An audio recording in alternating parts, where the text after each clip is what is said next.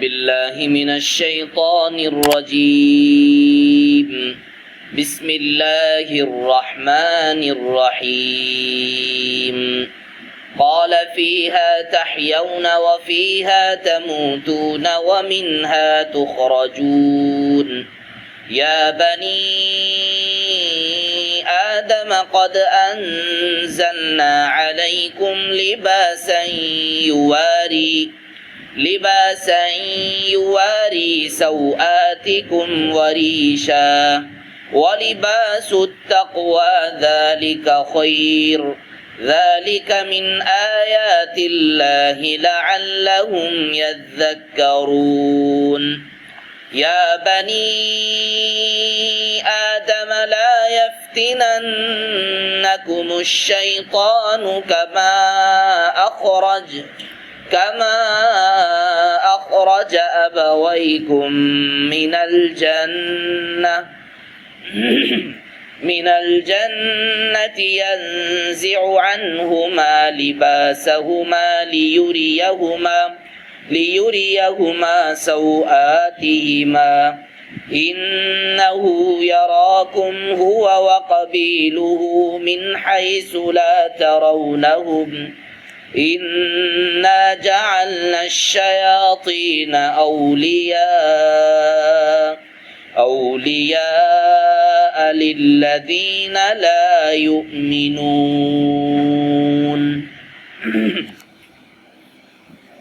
میرے محترم عزیزوں، بھائیوں، بزرگوں، اللہ پاک نے قرآن کریم انسان کی رہبری کے لیے عطا فرمایا ہے، اور قرآن کے علم کے خزانے کی بڑی خوبصورت بات یہ ہے،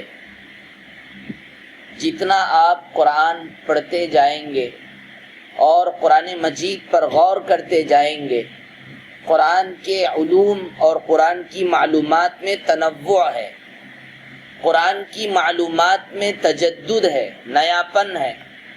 حضرت مولانا مفتی سعید احمد صاحب پالنپوری رحمۃ اللہ علیہ دارالعلوم دیوبند کے شیخ الحدیث تھے، حضرت کا انتقال ہوا۔ علماء نے ان سے پوچھا کہ آپ کو پوری دنیا میں کون سی کتاب پسند ہے؟ بہت سارے سوالات ان سے کیے گئے تھے، اس میں سے ایک سوال یہ تھا کہ آپ کو پوری دنیا کی کتابوں میں کون سی کتاب آپ کو پسند ہے؟ تو مفتی سعید احمد صاحب پالنپوری رحمۃ اللہ علیہ نے فرمایا قرآن مجید۔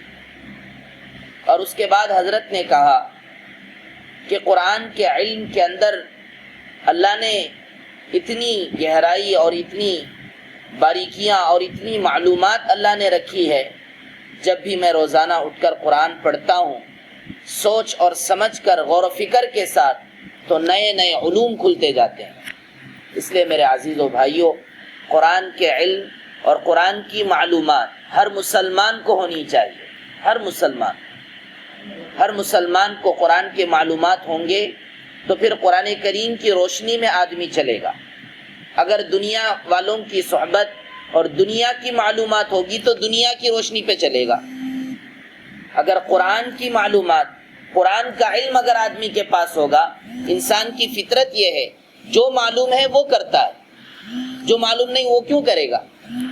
جس کے بارے میں اس کو علم ہی نہیں ہے، اس کو تو آدمی سوچ ہی نہیں سکتا کہ میں وہ کروں، میں وہ کام کرنا چاہتا ہوں جو مجھے معلوم ہی نہ ہو، ایسا نہیں ہو سکتا۔ انسان کو جو معلوم ہوتا ہے وہی کرتا ہے۔ اگر مسلمان اپنے ذہن و دماغ کے اندر قرآن کا علم لا لے گا، قرآن کی معلومات آ جائے گی، اور ظاہر سی بات قرآن یہ کوئی قصے کہانی کی بھی کتاب نہیں ہے کہ آپ بیٹھ گئے 10-15 منٹ کے لیے کچھ کہانیاں سنا لیں گے، کچھ سن لیں گے، حضرت آدم اور حوا کا، حضرت ہود اور حضرت صالح، فلاں زمانے کے، پچھلی زمانے کے قوموں کے قصے اور کہانیاں سن لیں گے، تو اس پر آپ ذہن کو اچھی طرح واضح کر دینا چاہیے کہ قرآن صرف قصے کہانی کی کتاب نہیں ہے۔ ہر زمانے میں باطل طاقتوں کا منہ توڑ جواب دینے والی اور حق اور باطل کے درمیان فرق کرنے والی، انسان کی دنیا اور آخرت دونوں جہاں کی زندگی میں راستہ دکھانے والی کتاب ہے، نہ کہ قصے کہانی کی کتاب۔ اور اللہ پاک نے قصے اسی لیے بیان فرمائے تاکہ آدمی ان قصوں کے ذریعے اپنی زندگی کو صحیح رخ پر لا سکے۔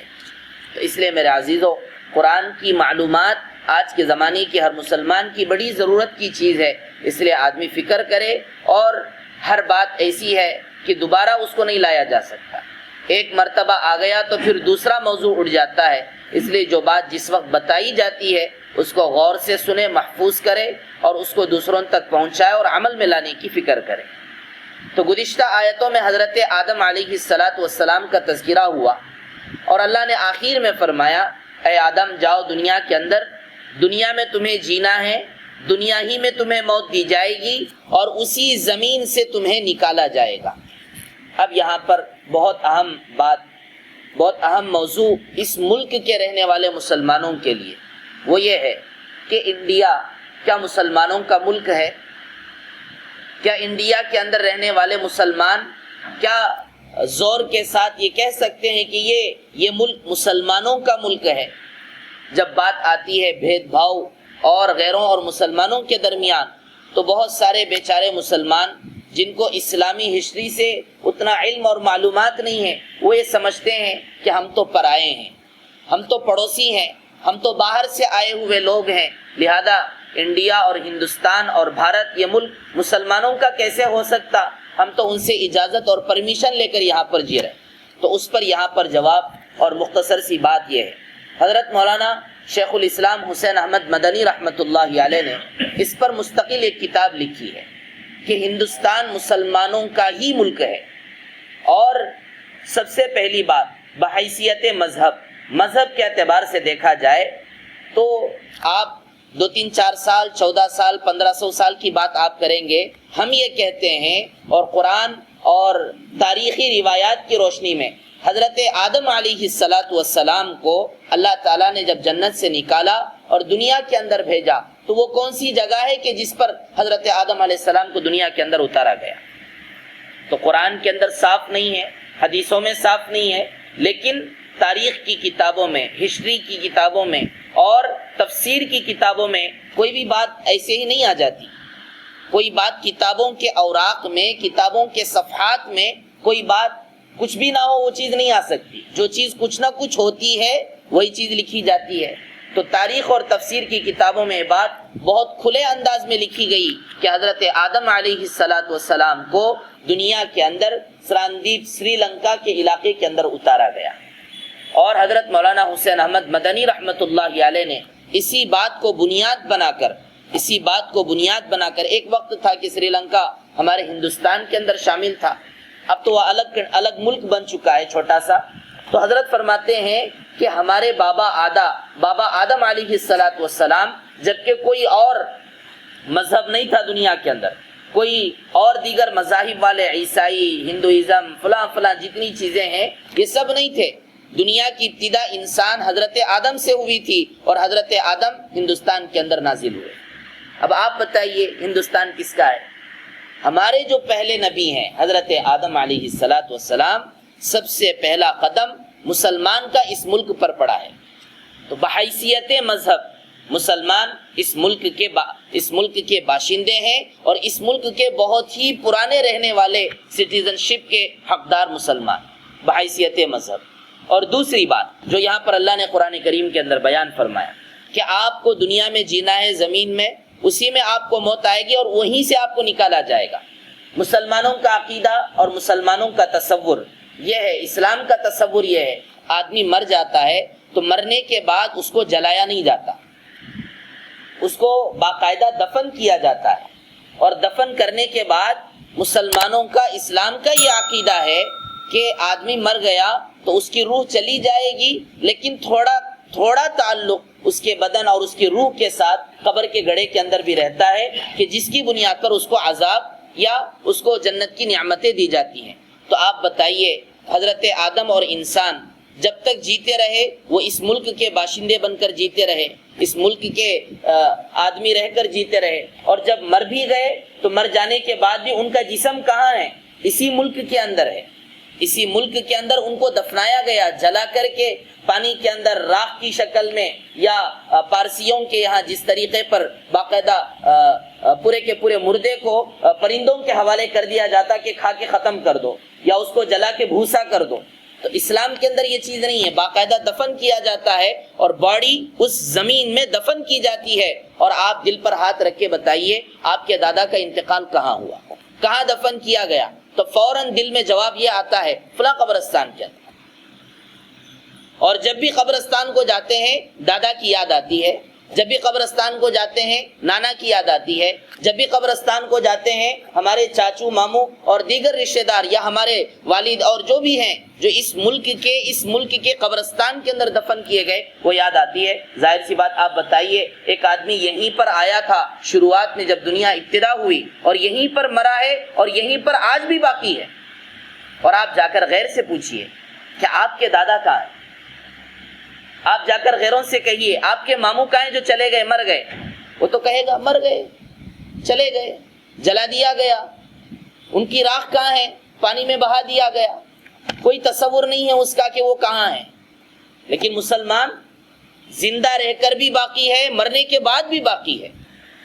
تو حضرت مولانا حسین احمد مدنی رحمۃ اللہ علیہ فرماتے ہیں بحیثیت جسمانی، جسم کے اعتبار سے بھی مسلمان اس ملک کا باشندہ ہے مرنے کے بعد بھی۔ اور تیسری بات بحیثیت روحانی، حضرت مولانا حسین احمد مدنی رحمۃ اللہ علیہ فرماتے ہیں کہ اللہ تعالی قیامت کے دن جب انسانوں کو زندہ کرے گا، اٹھائے گا، تو جہاں پر انسان مرا ہے، جہاں پر دفن کیا گیا، اللہ تعالیٰ اسی قبر سے اٹھائے گا۔ اب آپ سوچئے جتنے مسلمان اس ملک کے اندر جیتے تھے اور یہاں پر زندگی گزارے اور مر چکے، قیامت کے دن کسی اور ملک سے نہیں اٹھائیں گے، اسی ملک سے اٹھائیں گے۔ تو آپ سوچئے کہ ایک مسلمان کا اس ملک کے ساتھ کتنا تعلق ہے۔ شروعات بھی اسی ملک سے ہوئی، حضرت آدم زندگی گزارا، مرنے کے بعد بھی کسی اور ملک کے اندر نہیں گیا۔ آپ کو میں غیروں کا ایک آواگوان کا جو عقیدہ ہے اس پر میں بات کروں۔ غیروں کیا یہ چیز ہے کہ جب آدمی مر جاتا ہے، مٹی ہو گیا، راکھ ہو گیا، ختم ہو گیا، اب اس کی روح کہاں ہے؟ تو لوگ کہتے ہیں کہ جنم الگ الگ لوگوں کے جسموں میں چلی جاتی ہے، الگ الگ لوگوں کے بدنوں میں چلی جاتی ہے۔ آپ ان سے پوچھئے کیا آپ کے دادا کی روح ہندوستان کے انسانوں کے بدنوں میں جائے گی؟ وہ کہیں گے نہیں، گارنٹی نہیں ہے۔ ہندوستان کے انسانوں کے بدنوں میں بھی جا سکتی ہے، یا یورپین اور گلف کنٹریز کے اندر رہنے والے انسانوں کے بدنوں میں جا سکتی ہے۔ یہ کوئی ضروری نہیں ہے کہ ہمارا مرنے والے انسان کا روح وہ ہمارے ہی ملک کے آدمی کے اندر جائے، کسی اور ملک کے آدمی کے بدن میں جا سکتی ہے۔ لیکن مسلمان مرنے کے بعد یہیں پر رہتا ہے، اور بہت بڑی بات یہ ہے کہ قیامت کے دن اللہ تعالیٰ جتنے مسلمان اس ملک کے اندر رہتے ہیں، اسی ملک کی سرزمین سے اللہ تعالیٰ ان کو اٹھائے۔ تو لہذا میرے عزیزو بھائیو، جب معلومات نہیں ہوتی ہیں تو چھوٹی چھوٹی باتوں کو سن کر آدمی پریشان ہو جاتا ہے، اور تقریباً 90% مسلمان یہ سمجھتے ہیں کہ ہندوستان یہ غیروں کا ملک ہے، مسلمان کا اس سے کوئی تعلق نہیں، یہاں پر نہ مذہب ہے مسلمانوں کا، یہاں پر مسلمانوں کا نہ کوئی اپنا آبائی وطن ہے۔ میرے عزیزو ایسی بات نہیں ہے۔ مذہب کے اعتبار سے بھی حضرت آدم، میں محمد الرسول اللہ کی بات نہیں کر رہا ہوں، میں حضرت آدم علیہ السلام کی بات کر رہا ہوں۔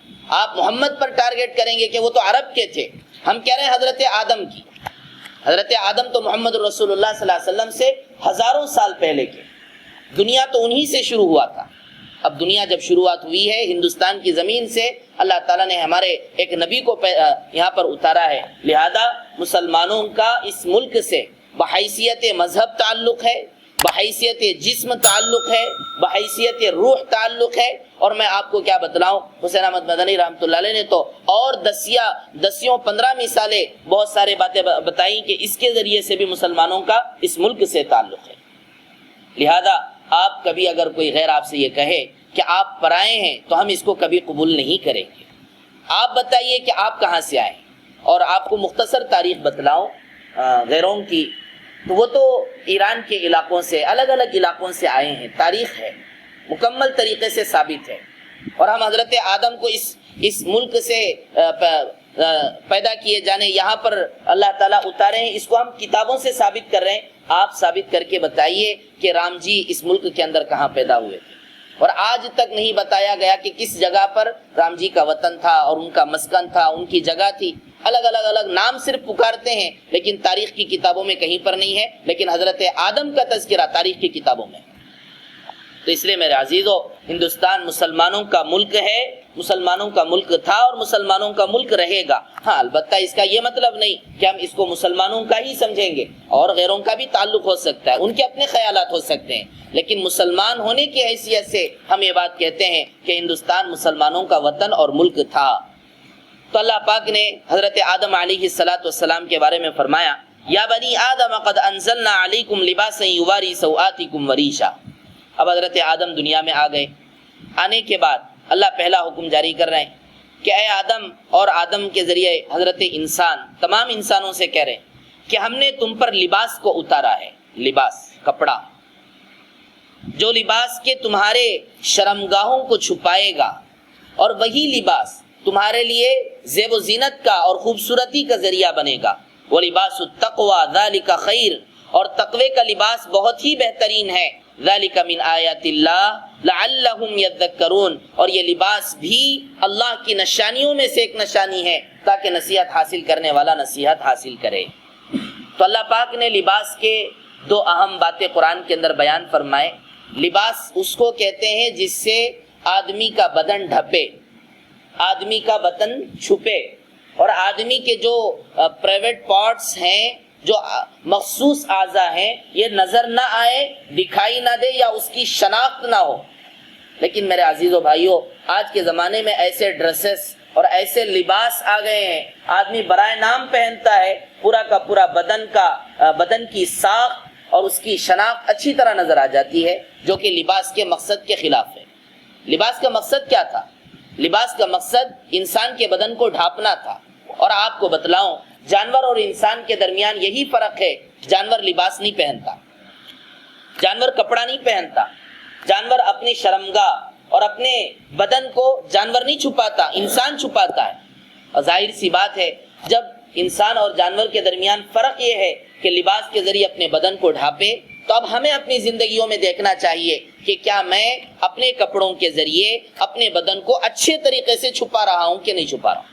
لوگ کہتے ہیں کون سا لباس پہنوں، شرعی کرتا پاجامہ پہنوں، پینٹ پہن سکتے نہیں کیا، فلاں نئے سوالات، عجیب و قسم کے سوالات۔ تو اس کا جواب آپ کے ہاتھ میں ہے، اس کا جواب آپ کے ہاتھ میں۔ جواب یہ ہے، اللہ نے قرآن کے اندر لباس کے بارے میں کہا، لباس یہ ہے جو آدمی کے بدن کو چھپائے اور خوبصورت نظر آئے۔ تو آپ اپنی زندگی میں دیکھیے، جو آدمی لباس پہنتے ہیں، الگ الگ سٹائل کے آج دنیا کے اندر چل رہے ہیں، کون سا لباس آدمی کے بدن کو چھپا رہا ہے، کون سا لباس آدمی کے پرائیویٹ پارٹس کو بہت دور تک چھپا کر بچا کر رکھنے کی کوشش کرتا ہے۔ اب سب کو معلوم ہے کہ کون سے لباس میں آدمی کے شرمگاہوں کی حفاظت ہو جاتی ہے، سطر کی حفاظت ہو جاتی ہے، اور جو لباس جتنا زیادہ چھپانے والا ہوگا، ساتر ہوگا، وہ لباس ہمارے لیے پسندیدہ ہے۔ اللہ کے نبی رسول اللہ صلی اللہ علیہ وسلم کے زمانے سے یہ چیز چلی آ رہی ہے۔ تو اس لیے میرے عزیزو بھائیو، اپنے لباس کو بہتر سے بہتر بنانے کی فکر کریں، ایسا لباس کہ جس سے ہمارا بدن نظر آئے۔ یہ انسان کے فطرت کے خلاف ہے، جانور لباس نہیں پہنتا، انسان لباس پہنتا ہے، اس لیے لباس ایسا ہو جو آدمی کے بدن کو چھپائے۔ اور دوسری بات، لباس کے ضروری مسائل میں بہت سارے مسائل ہیں۔ ضروری مسئلہ یہ ہے، مردوں کے لیے ریشم کا لباس منع ہے، سرخ لال کلر کا لباس منع ہے، اور پیلے کلر کا لباس منع ہے۔ اس لیے جو حضرات کپڑے سلواتے ہیں، ان سے ہماری درخواست یہ رہے گی، ریشم کا لباس مردوں کے لیے جائز نہیں ہے، مردوں کے لیے لال اور پیلے رنگ کے کپڑوں کی اجازت نہیں ہے۔ اس لیے ایسے لباس اپنے سلانے سے اپنے آپ کو بچائیں۔ عورتوں کے لیے اس کی اجازت ہے، گہرے رنگ کے لباس مردوں کے لیے پسند نہیں کیا گیا، اور اللہ کے نبی رسول اللہ صلی اللہ علیہ وسلم تو سفید لباس کو بہت ہی پسند فرماتے تھے۔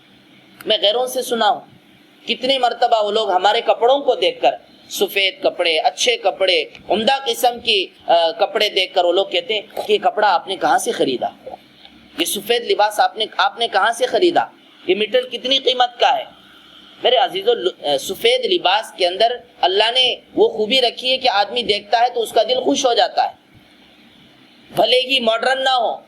ماڈرن کا قصہ ایسا ہے جس زمانے میں جو ماڈرن ہوگا وہ ماڈرن ہے, پتہ نہیں وہ کہاں جا کے کدھر رکے گی. ایک زمانے میں کوئی اور چیز ماڈرن تھی, آج کے زمانے میں کچھ اور ہے.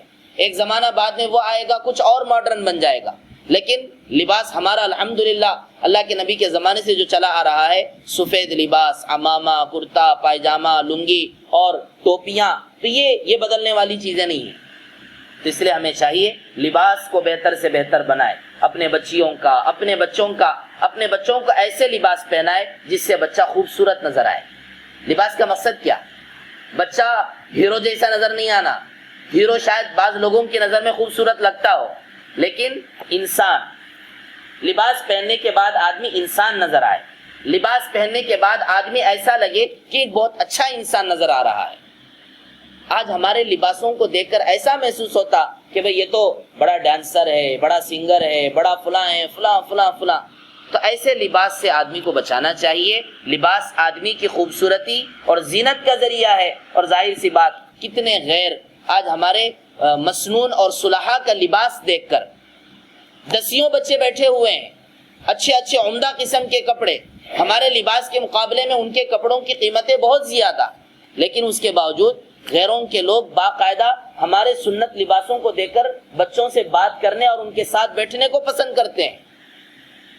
تو اس لیے میرے عزیزو, لباس بہتر سے بہتر بنائیے. اور میں نے آپ کے حوالے کر دیا اس کا جواب کہ کون سا لباس. وہ لباس پہنے کہ جس کے ذریعے سے آدمی کا پورا بدن ڈھک جاتا ہو اور آدمی کے بدن کی شناخت اور اس کی شکل آدمی کو نظر نہ آتی ہو. وہ لباس التقوی ذالک خیر. اللہ فرما رہے ہیں آپ نے کپڑا تو پہن لیا, اللہ کہہ رہے ہیں تقوی کا لباس بھی پہن لیجئے. آپ نے اوپر کا کپڑا بہتر سے بہتر بنا لیا, اندر آپ کا جو دل ہے اس دل کے اندر تقوی پیدا کیجئے. یہ تقوی کا لباس بہت بہتر ہے. اور اللہ فرما رہے انسان کو جو اللہ نے لباس عطا کیا یہ بھی اللہ کی نشانیوں میں سے ایک نشانی ہے تاکہ تم نصیحت حاصل کرو. لہذا لباس کے ساتھ جینا, پردے کے ساتھ جینا, بدن کو چھپاتے ہوئے چلنا اور بدن کی شناخت اور بدن کی خوبصورتی کو عورت کو چاہیے کہ وہ اپنے مرد کے سامنے, اپنے شوہر کے سامنے, اور شوہر کو چاہیے اپنی بیوی کے سامنے اپنی خوبصورتی دکھائے. اور بقیہ انسانوں کے سامنے اپنے خوبصورتیوں کو دکھانا, بدن کو دکھانا, یہ سب اسلام کے اندر اس کی بالکل اجازت نہیں ہے. ہاں البتہ آنے والے مہمانوں کے خاطر اچھا کپڑا پہنے, اس کی بالکل اجازت. بلکہ اللہ کے نبی رسول اللہ صلی اللہ علیہ وسلم کا معمول تھا کہ جب اسلام قبول کرنے کے لیے مدینے کے اندر وفود اور جماعتیں آتی تھی نبی کی خدمت میں, تو اللہ کے نبی مہمانوں کے اکرام کے خاطر ایک اچھا لباس پہنا کرتے تھے, نیا لباس پہنا کرتے تھے. 2-3 واقعات موجود ہیں. لہذا اس کی روشنی میں علماء اکرام فرماتے ہیں مہمانوں کے خاطر یا کسی بھی آپ فنکشنز کے اندر جا رہے ہیں, مسجد کے اندر جا رہے ہیں, یا کسی مسلمان سے یا کسی بھی غیر سے, کسی بھی مہمان سے بات کرنے کے لیے, ملنے کے لیے جا رہے ہیں, بہتر سے بہتر کپڑا پہننا یہ اللہ کے نبی کا عمل اور طریقہ تھا. لیکن اس کا یہ مطلب نہیں ہے کہ آپ مسجد میں بیکار کپڑے پہن کے آ رہے ہیں اور فنکشنوں کے اندر اچھے کپڑے پہن کے جا رہے ہیں. اللہ کے گھر کے سامنے آ رہے ہیں, اللہ کے سامنے کھڑے ہو رہے ہیں, بہتر لباس پہنے اور دیگر جگہوں پر بھی بہتر لباس پہننے کی فکر کرے. یا بنی آدم لا یفتننکم الشیطان کما اخرج ابویکم من الجنہ ینزع عنہما لباسہما لیریہما سوآتہما. اے انسان, شیطان تمہیں دھوکے میں نہ ڈال دے, بہکاوے میں نہ ڈال دے, جیسا کہ تمہارے ماں باپ کو جنت سے اس نے نکالا اور ان دونوں سے انہوں نے ان کا لباس نکال دیا تاکہ وہ ایک دوسرے کی شرمگاہوں کو دیکھیں. انہ یراکم هو وقبیلہ من حیث لا ترونہم. شیطان تم کو اور ان کو سب کو دیکھ رہا ہے ایسی جگہ سے کہ جس جگہ سے تم اس کو نہیں دیکھ سکتے. شیطان اور جن, اس کے بارے میں اللہ نے فرمایا کہ شیطان اور جن وہ چیزیں ہیں, وہ مخلوق ہیں جو نظر نہیں آتی. انسان نظر آتا ہے, جنات اور شیاطین نظر نہیں آتے ہیں, الا یہ کہ اللہ نے بعض نبیوں کو حکومتیں عطا فرمائیں, حضرت سلیمان علیہ السلام, اور اللہ کے نبی پر باقاعدہ جنات نے ایمان لایا, اسلام قبول کیا. نبیوں کا مسئلہ الگ ہے. عام انسانوں کی بات یہ ہے کہ جنات اور شیطان انسانوں کو نظر نہیں آتے ہیں. انا جعلنا الشیاطین اولیاء للذین لا یؤمنون, کہ ہم نے شیطانوں کو ان لوگوں کا دوست بنایا ہے جو ایمان لے کر نہیں آتے ہیں. لہذا ہمارا دوست کون ہے؟ شیطان نہیں ہے. ہمارا دوست شیطان بالکل نہیں, ہمارا تو کھلا ہوا دشمن ہے. وَإِذَا فَعَلُوا فَاحِشَةً قَالُوا وَجَدْنَا عَلَيْهَا آبَاءَنَا وَاللَّهُ أَمَرَنَا بِهَا. اور جب بے ایمان لوگ کوئی برا کام کرتے ہیں, گندے کام کرتے ہیں, اور تو ان سے کہا جاتا ہے کہ بھئی ایسے کام مت کرو، تو لوگ کہتے ہیں ہمارے باپ داداؤں کو ہم نے اسی طرح پایا اور ہمارے باپ داداؤں کو اللہ نے کہا تھا یہ سارے کام کرنے کو۔ قل ان اللہ لا یأمر بالفحشاء، اے نبی جی ان سے کہیے اللہ تعالیٰ گندے کاموں کا حکم نہیں کرتے ہیں کہ آپ کے داداؤں کو اللہ نے کہا تھا کہ یہ سارے گندے کام کریں، لہذا اللہ تعالیٰ گندے کاموں کا حکم نہیں کرتے ہیں۔ اتقولون علی اللہ ما لا تعلمون، اللہ کے خلاف تم وہ باتیں کرتے ہو جس کو تم نہیں جانتے ہو۔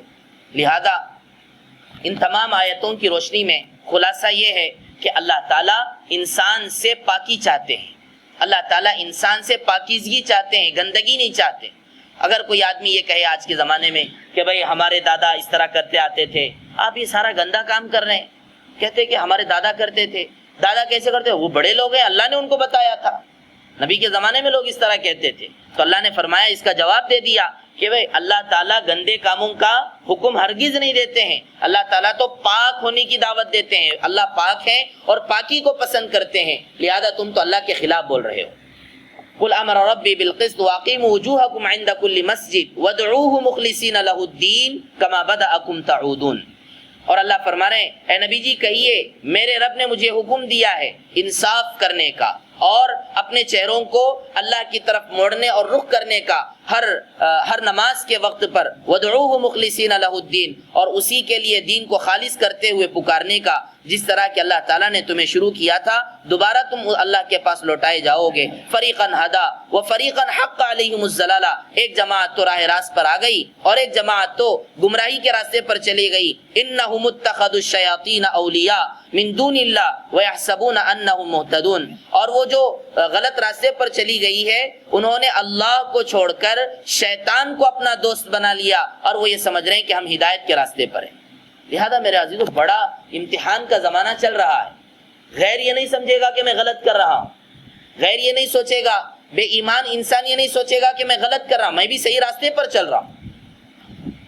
اب ایسے زمانے میں کہ ہر آدمی یہ کہہ رہا ہو کہ میں صحیح میں صحیح میں صحیح، میں ہدایت کے راستے پہ چل رہا ہوں، میں اللہ پر یقین کرنے والا، میرے عزیزو ایسے زمانے میں اپنے ایمان اور دین کو آدمی صحیح طریقے پر لا کر اپنے آپ کو چلانا بڑا ہی کٹھن مسئلہ ہے، اس لیے آدمی بہت احتیاط کے ساتھ چلے۔